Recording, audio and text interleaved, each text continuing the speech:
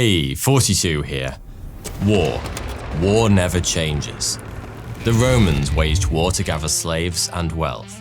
Spain built an empire from its lust for gold and territory. Hitler shaped a battered Germany into an economic superpower, and America nearly started World War III over a f***ing tree. But war never changes. To quote the hit 1997 video game Fallout, I slipped a little addendum in there in honor of today's video. Did you spot it? Because I'm about to tell you the tale of how America almost, and I really do mean almost, started a full-scale nuclear Armageddon World War III because they wanted to trim a tree.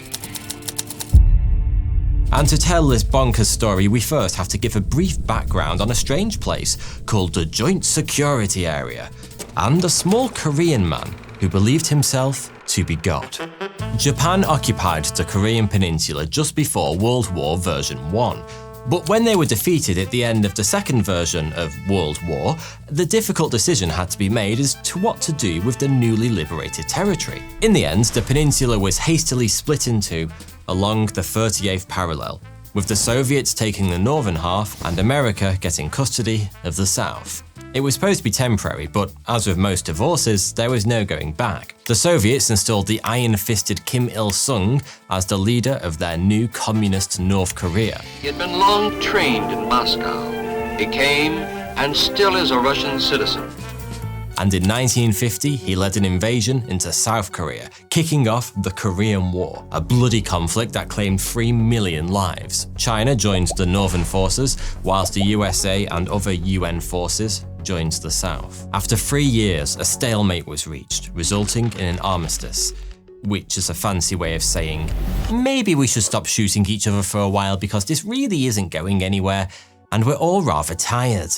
Part of the agreement was a line in the sand, 160 miles long and 2.5 miles wide, called the Demilitarized Zone, or DMZ. In doing so, they created history's most ironic joke, because the Demilitarized Zone is actually the most militarized border on the planet. And right in the middle of the DMZ, on the west side, just north of Seoul, they created a kind of mutual area, the Joint Security Area. The JSA is manned 24/7 by up to 35 soldiers on each side, who spend all day staring at each other and serve a dual purpose, I think. Firstly, they are ensuring the enemy side doesn't do anything sus that will get them reported as an imposter in Among Us. And secondly, they're attempting to break the Guinness World Record for the longest ever stare-off. At least that's what it looks like. Neither side is allowed to bring guns into the JSA, except for a small pistol. Also located within the JSA is the mythical Bridge of No Return, which I was saddened to learn doesn't lead to the Mushroom Kingdom or Narnia, but North Korea. It sits right on top of the military demarcation line, and is named so because once you cross it from South Korea, you are in North Korea, and there is no going back. It has historically been used for prisoner exchanges, so apparently there is going back. And once upon a time, just a few meters from this bridge, on the South Korean side, sat a large 30-meter poplar tree, and it was this tree that almost kicked off World War III. No, seriously. Allow me to explain. And now for a quick ad from Huel. I've been trying to get into better shape this new year, and so I've been regularly turning to Huel to provide me with a highly nutritious source of protein on the go. Huel is a convenient plant-based meal that just tastes great. It makes it effortless to maintain and keep on track of nutritional goals. It's also really affordable and can be prepared in advance, so you can take it with you to the gym, to work, or anywhere you go on a daily basis. Huel Black Edition just makes nutrition so much easier. There's no tricks, no fads, and no fuss. It's just a perfectly balanced, plant-based meal packed with 26 vitamins and minerals, and a huge 40 grams of protein, which is so helpful for hitting your protein targets after the gym. Huel Black Edition is also plant-based, it's gluten-free, and it's a low-carb meal. And to top it off, it's an easy source of fiber with no artificial sweeteners. The best part is that it's a breeze to prepare. Simply add 500 milliliters of water to the Huel shaker, add 2 scoops of Huel Black Edition, and then shake for 10 seconds. It also tastes fantastic. I particularly like the chocolate and the banana flavors, but there are loads to choose from. So click my link in the description to start using Huel today and get a free Huel t-shirt and shaker with your first order. And use code 40FAIR for £10 off for new customers. This is only valid for 72 hours.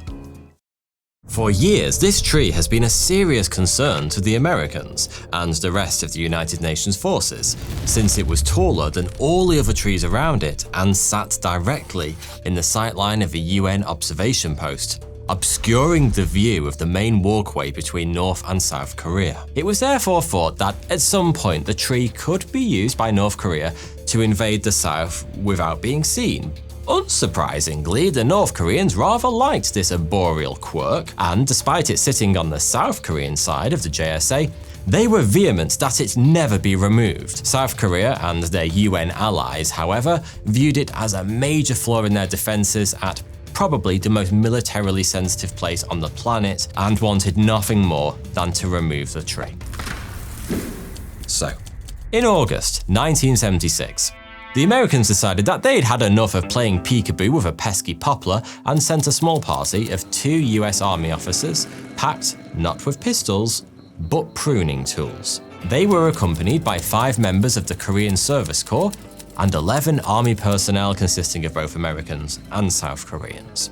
Knowing that removing the tree outright would probably piss off the communists, their plan was to simply prune the tree to give the Americans a slightly better line of sight across the border. But no more than a few minutes after the peaceful pruning had begun, did a perturbed party of 15 North Koreans rock up and started shouting very, very angry words. Captain Boniface immediately recognized the man in charge. It was Senior Lieutenant Pak Chow, who the UN soldiers had nicknamed Lieutenant Bulldog because he was infamously brash and extremely confrontational. Yeah, this is going to end well, isn't it? Now, for a little bit of context, despite being within the joint security area, this poplar tree was on the South Korean side of the border. So, it was their tree, and the South had every right to prune, cut down, or carve a giant dick into it. But Lieutenant Bulldog was having none of it. He demanded that they cease pruning the tree at once, and to be fair, he had a good reason. At least, he thought he did. You might think that his reasoning was something along the lines of, since this is a militarily sensitive area, perhaps such plans should be mutually agreed by both sides, etc, etc, etc. Nah. Pak's reason was that this particular poplar had been personally planted by their dear leader, Kim Il-sung. Now, I'm not a betting man, but if I were, I'd put good money on bullshit. Bear in mind that the mythical Kim Il-sung had previously claimed to have almost single-handedly defeated Japanese forces and liberated Korea from their imperial yoke. He also claimed to have been able to tell the future and predict what enemy forces would do in advance, which begs the question, why the f did he plant the tree there? He also claimed to be literally invincible, so it must have surprised him greatly when he died of a heart attack in 1994. Anyway, back to the 18th of August 1976 and the Mexican standoff that had materialized between Captain Boniface and Lieutenant Pak. Boniface responded to Pak's demands by ordering his men to continue pruning, and then simply turned his back on the North Koreans. As you can imagine, Lieutenant Bulldog Pak didn't take this too kindly. He sent a runner, and minutes later a guard truck appeared from the North Korean side filled with 20 men armed with crowbars and clubs. Pak made one final demand for the now outnumbered UN forces to cease their operation, to which Boniface, once again, turned his back on them. So Pak, who was incensed, removed his watch, folded it into a handkerchief, and placed it in his pocket, then shouted, "Kill the bastards!" What preceded was a bloodbath. The North Korean guards lunged at the UN detail like a pack of rabid hyenas. The 2 American officers and their small number of UN and South Korean allies were hopelessly outnumbered and unarmed. The other UN soldiers fought back as best they could with whatever they had at hand, mainly the tools they'd been using to trim the tree, but it was no use. Boniface was targeted first. Pak and 5 other North Koreans surrounded him, pinned him down, and bludgeons him to death within a few seconds. Boniface's partner, Lieutenant Barrett, managed to jump over a low wall and hide in a nearby depression. Meanwhile, the North Koreans beat and injured the other UN soldiers. After they were done with them, they managed to locate Barrett, still fearing for his life, in a small pit nearby. What followed was nothing short of outright savagery. The North Korean soldiers took turns wielding an axe, going down into the pit, attacking Barrett with it before emerging, passing the axe to the next man who would rinse and repeat. After the North Koreans had scarpered, UN guards who had witnessed everything from a nearby observation post rushed to Barrett's aid. They transported him to hospital, but he died along the way. Back in Pyongyang, the North Korean higher-ups were terrified that a few unhinged border guards down at the DMZ might have just kicked off World War III against the United States of "don't fuck with us, we've invaded countries for much less." So they made a public apology. Just kidding. What actually happened was they lied through their teeth and pinned all the blame on America. Within hours of the attack, North Korean state television was reporting that 14 American soldiers wielding axes attacked 4 North Korean soldiers without provocation. Meanwhile, the United States was blowing its lid. In response to the incident, the entire US military was put on DEFCON 3. Now, quick side note, the president at the time was Gerald Ford. If you've never heard of him, there's a good reason for that. Nobody ever asked him to do the job. He was vice president for all of 8 months, and just happens to be so when Richard Nixon resigned because of Watergate in 1974, which of course meant Gerald Ford became president. In fact, Ford is the only president never to have been elected as either president or vice president since he was invited to become VP by Nixon after Nixon's former VP resigned due to tax evasion charges. With the responsibilities of the great office that I hold should fall upon him, we could all say the leadership of America is in good hands. Like I said, nobody asked him to do the job. Well, except for Nixon, I guess. Immediately after the incident, President Ford and the Joint Chiefs of Staff were rushed to the underground war bunker beneath the White House. There, they were briefed by the CIA with a selection of options that they had dreamt up for retaliation. These ranged from a precision strike using Navy SEALs against key North Korean military installations along the DMZ, to outright pummeling North Korea with artillery fire. They also considered filling a truck with dynamite and driving it onto the Bridge of No Return to blow it up, and finally detonating a nuclear bomb off the coast of North Korea as a gigantic "we're the United States have pulled that shit again and just watch what happens" warning shot. They did none of them. It was thought that any of these operations could escalate into full-scale nuclear warfare with the Soviets. This was right in the middle of the Cold War, remember, and the Soviet Union gave birth to the psychotic communist baby that is North Korea. Back at the communist headquarters in North Korea, Stalin's picture dominates the scene. So President Ford decided on a more moderate response. Initially, the US had just wanted to prune the tree, but given North Korea's violent outburst, they now thought it was necessary to remove that tree from our very plane of existence and make damn sure that North Korea knew they were doing it. But this is America, and it was the Cold War. And America needed the world to know that America is king, and America can America harder than any country has ever Americaed before or will ever America again. So America was going to America all over those silly Soviets and commies like only an American can. Anyway, you get the gist. They needed to prove a point. And so the president, the CIA, and the military came together to conceive the most appropriately named operation in history. Operation Paul Bunyan. Paul Bunyan is a legendary folklore hero in North American culture. He was a mythical man spoken about amongst loggers across the USA and Canada. He was a titan of enormous stature, and it's said he could fell entire forests with a swipe of his axe. He is said to have dug Lake Michigan and carved out the Grand Canyon with his axe. He was always accompanied by his pet, Babe the Blue Ox, who is said to have formed the 11,000 lakes of Minnesota with his footsteps. You get the point. Paul Bunyan was all around freaking awesome. And what better name could there be for an operation destined to fell a tree than the name of the greatest feller of trees to ever America?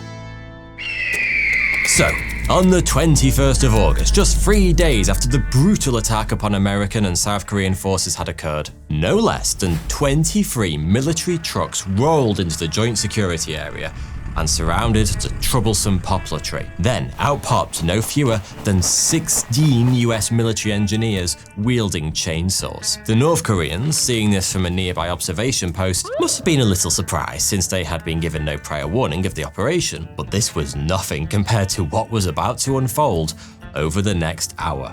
Now, do you remember a few minutes ago when I said that President Ford wanted to opt for a moderate response so as not to risk triggering World War III against North Korea and the Ruskies? Yeah, well, you're about to learn that what he actually meant by moderate was, we're going to pound every North Korean in every orifice they conceivably have with weapons so advanced and so overwhelming they will regret ever uttering the word tree for the rest of their puny lives. Because a few trucks and 16 men with chainsaws was only the beginning. For what was about to follow was one of the most overwhelming shows of force since we invented the bow and arrow. First up was the ground troops. To the north of the tree, guarding the Bridge of No Return, was stationed a 30-man platoon from the JSA security, armed with pistols and axes. To the south of the tree, also armed, was yet another 30-man platoon. But these two squads were just the foot soldiers. Next came the real hard bastards. A convoy of armored trucks drove to join the other platoon near the Bridge of No Return. Inside were no less than 64 Special Forces commandos from the Korean Army. These are the elite of the Korean Army, their version of the SAS. Each member of the Korean Special Forces is trained in black belt level Taekwondo. That's right, South Korea had sent an army of literal ninjas to guard a few men cutting down a tree. Initially, it seemed the Republic of Korea Special Ninja Brigade, as I'm affectionately calling them, were armed with only wooden clubs and their bare fists. But then, they began throwing out the sandbags lining the beds of their trucks, and concealed beneath them were stashes of M16 rifles and M79 grenade launchers, which they proceeded to hand out amongst their fellow ninjas and JSA troops. Oh, and just to add insult to injury, a few of the Special Forces commandos had strapped claymores to their chests, grasping the firing mechanisms in their hands. They stood on the south side of the Bridge of No Return and taunted the North Koreans, shouting at them to cross if you dare. Now, by this point, North Korea had assembled about 150 troops on the other side of the bridge, but their weapons and no doubt training paled in comparison to what was beginning to build up on the south side. All they could really do was stand by and watch, and this was only the beginning. Next, the unmistakable sound of helicopter blades broke the tension, and the North Koreans watched as no less than 20 transport helicopters stuffed full of US infantry came blazing over the horizon and started circling above the Bridge of No Return. Not far behind them were 7 Bell AH-1 Cobra attack helicopters, armed with machine guns, rockets, and missiles. But apparently this intimidating aerial display wasn't enough, because flying above them at a slightly higher altitude were 20 B-52 Stratofortresses that had been scrambled from the US Anderson Air Force Base in Guam. Now, if you aren't familiar, these behemoths are 50 meters long and each can carry up to 32,000 kilograms of bombs. And on this particular day, it's believed that an unknown number of them were carrying nuclear warheads. You know, just in case 64 ninjas, 6 attack helicopters, and an army engineer and a poplar tree weren't quite enough.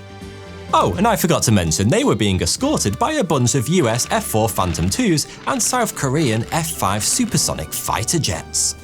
By now, the joint US and South Korean forces had enough firepower in place to roll through North Korea, destroy almost everything in the capital, Pyongyang, and probably then some, if they desired.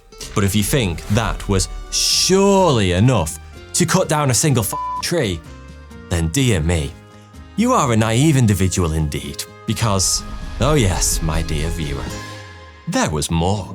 They also repositioned a goddamn aircraft carrier. The USS Midway, which was the largest warship in the world until 1955, was sitting just off the coast of the DMZ, packing missiles that could be rained down on North Korea. And it was also carrying yet more fighter jets just in case. Meanwhile, back on the ground, just a little further along the DMZ from the JSA, were multiple artillery units stationed at various intervals. It was also rumoured that some of these artillery units were nuclear capable and had readied their nuclear missiles. You know, just in case, because they were chopping down a tree after all. Oh, and as a final cherry on top, 12,000, yes, 12,000 additional US troops were moved into South Korea before the operation. In addition to this, every United Nations command force, that's tens of thousands of men from over 15 nations that were already stationed in South Korea,